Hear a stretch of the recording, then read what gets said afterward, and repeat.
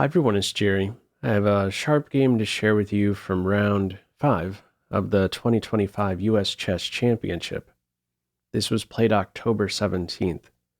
On the white end, Sam Sevian playing against 15-year-old Andy Woodward. All right, English opening. However, after a few moves, maybe this one is better described as a reverse Sicilian dragon. Let's get a few more healthy moves in out of this opening phase. Knight falling back, opening the queen's eyes to d4, interfering with white's d4. d4 is a focal point in this game, as you will soon see. b3, bishop e7, bishop b2, e5 under fire, supported, and now this little knight maneuver by white to c2. It is clear white is aiming for this d4 advance. We're 10 moves in, and this is a position Sevian is certainly familiar with. He had this very position in 2019 as black against Fabiano Caruana. In that game, play continued with castles, e4, queen d3, and then from there white looked to quickly extract that queen, and next play d4.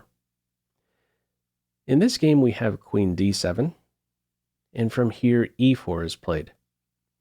Now, if d4 is played straight away, you can respond with e4.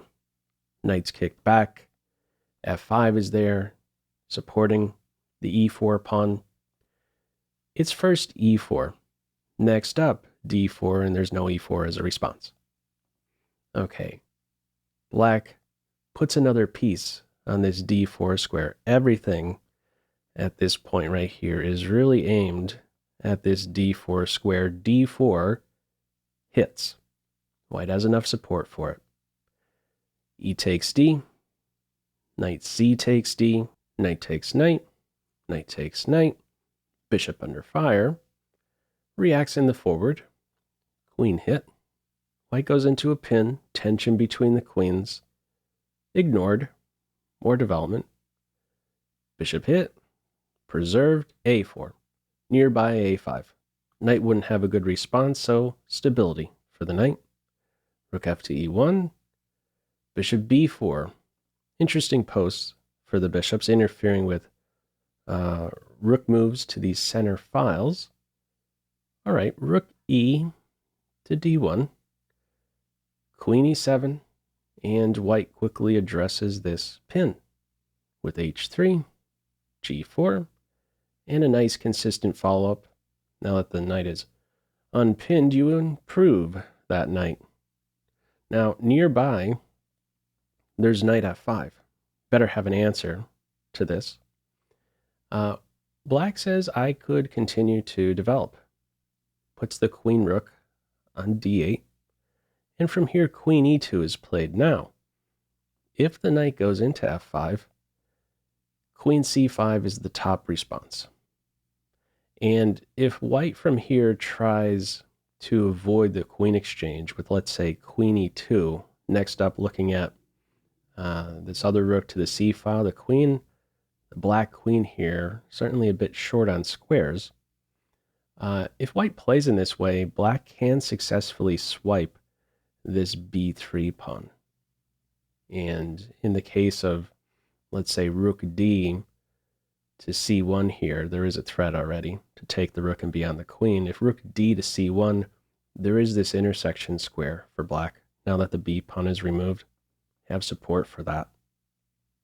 Okay, white plays it here after rook a to d8 with queen e2, queen e8. If knight f5 here no longer hits the queen, black would have time to swipe a pawn. We have here queen e3.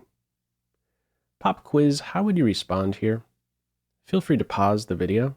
Okay, we have here queen e5. It's one of the top moves. Another one was looking at bishop c5.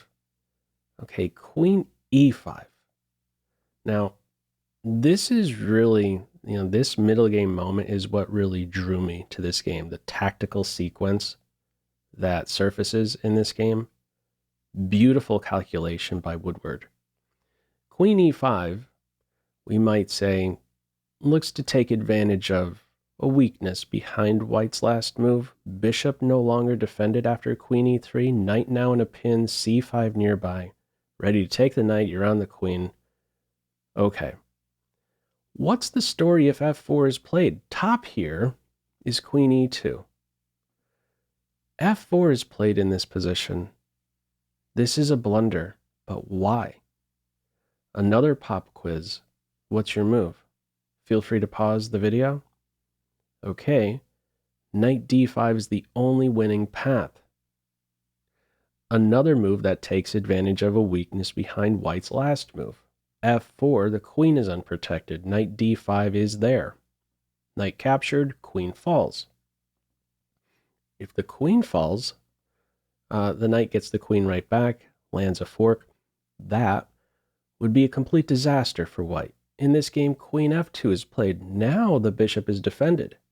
Now the queen is hit, the knight is hit. The only move here is to play knight captures f4. Let's pause for a moment. Black had to see this position very clearly and have answers to knight f5, hitting the queen. Knight c6, a double attack on the queen, as well as this fork. In the game, white plays knight c6. We'll see how that one plays out soon enough. But first, let's check out what the story is after knight f5. What is maybe one of the lines Woodward had calculated here? Top is queen c5. And in the case of bishop d4, queen is hit, knight is now hanging. Black would have a tactic with rook captures bishop.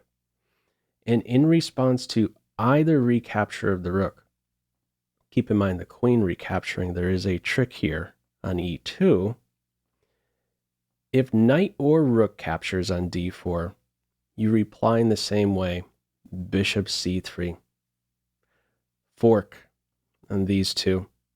And we're not done yet. If there is a pin in this position, black's way out is with captures knight. And if rook captures queen, bishop captures rook, there is a pin. The queen will be won back. Queen takes bishop. The knight lands a beautiful fork there. 3 pieces hit. Okay, that is potentially one of the variations that was calculated before even playing queen e8 to e5. Had to see this knight f5 move in this position, as well as the move in the game, knight c6. Another pop quiz. What's your move? Feel free to pause the video. Okay, the top response here is to first exchange a pair of rooks with check. That addresses the pressure on d8. And now we have a very cool follow-up. Queen captures e4. Did you see that one coming? What a beautiful move. Now, white's response to it is knight captures bishop. What's happening if bishop captures queen? Oh, a weakness behind white's last move is taken advantage of. A fork. Knight captures queen. Another fork. Everything here is hanging for white. If king captures knight, pawn captures knight, position is simplifying. Black is up 3 pawns here. Completely lost for white. That's a beautiful sequence. What a cool move to pull off here. Queen captures e4. Splat right in the center here. Knight captures bishop. Knight captures bishop. Rook d4. There's a way out of this. You could land a check on b1. That's what we see. King captures knight.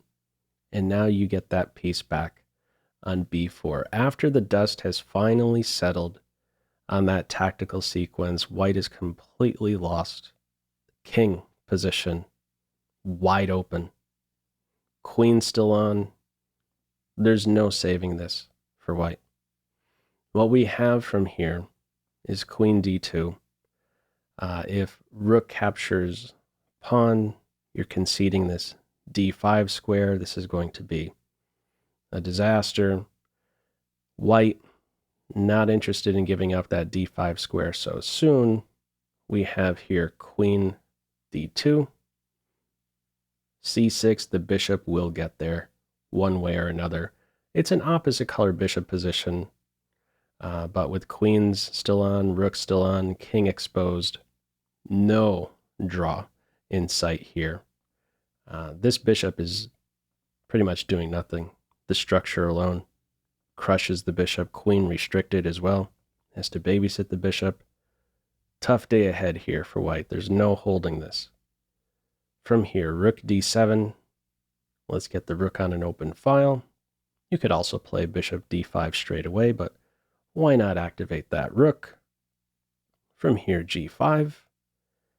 Bishop d5 check. And from here, rook captures bishop is played. If the king moves, let's say to h2, there's another pretty cool tactic here available to black. Rook e2. Queen captures rook. Queen check.